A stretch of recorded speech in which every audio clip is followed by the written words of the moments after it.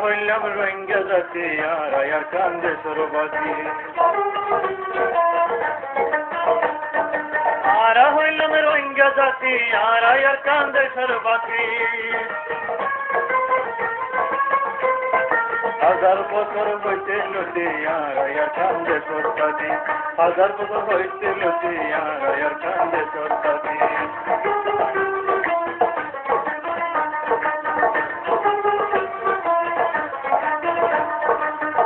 ফেরা হাড়ি করি রোয়া শহর আবার করি মোরা ফেরা হাড়ি করি রোয়া শহর আবার করি